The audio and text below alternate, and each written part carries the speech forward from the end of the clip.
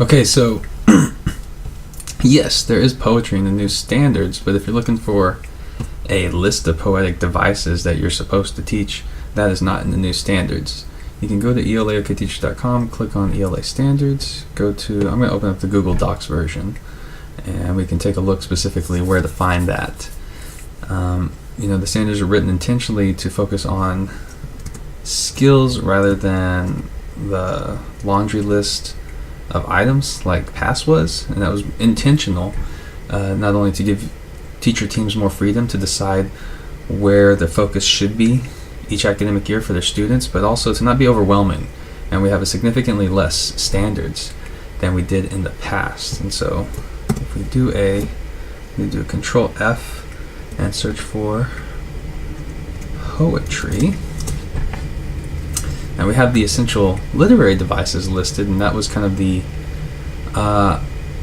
the balance, so to speak,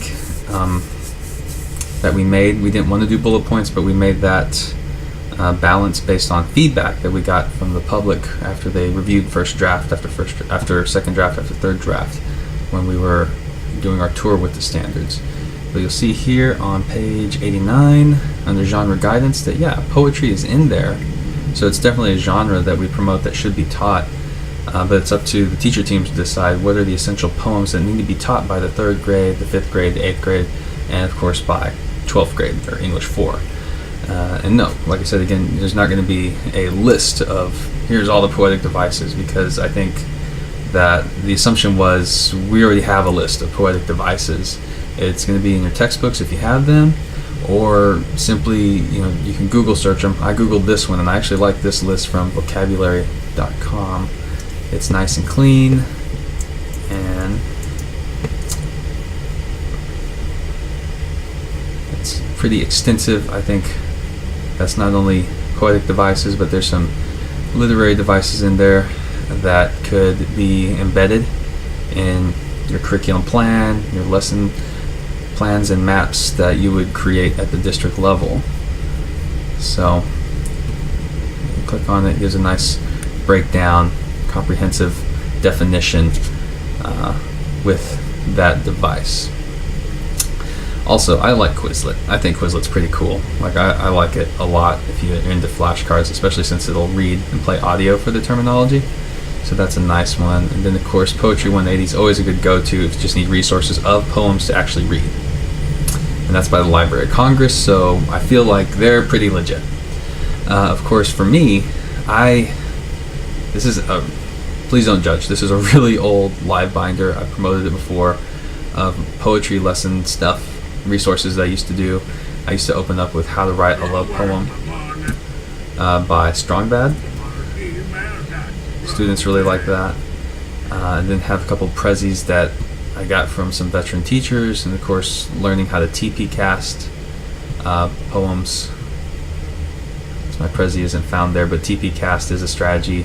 Basically it's an acronym for how to dissect poetry. So if you need something that's very structured for students to teach them how to read poetry, TP cast is the way to go. I can Google that too, TP cast. Comes right up. What the definition of that acronym standing for title, paraphrase, connotation, attitude, shift, and title again. It's definitely worth looking at if you need some concrete strategies for poetry. I think that is probably the easiest to implement. And then of course my biggest recommendation is I love slam poetry. I think it's something that's different. It's something that students don't expect. They always have this reaction like, oh, I didn't know poetry could look like that.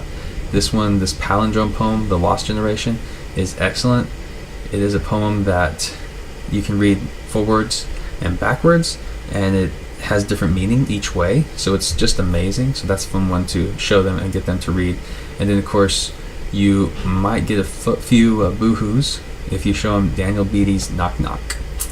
So that is poetry. Oh, and of course, if you're into that thing, you can go to the State Department and go to their assessment page, and it's assessment materials, and you can look at the item specs, and I think the 3rd grade one has a poem in it. So you can see what a question would look like on poetry in the assessment, because I think they will take it into account. It is an option that it could be on the test because it is in the genre guidance section of the standards itself.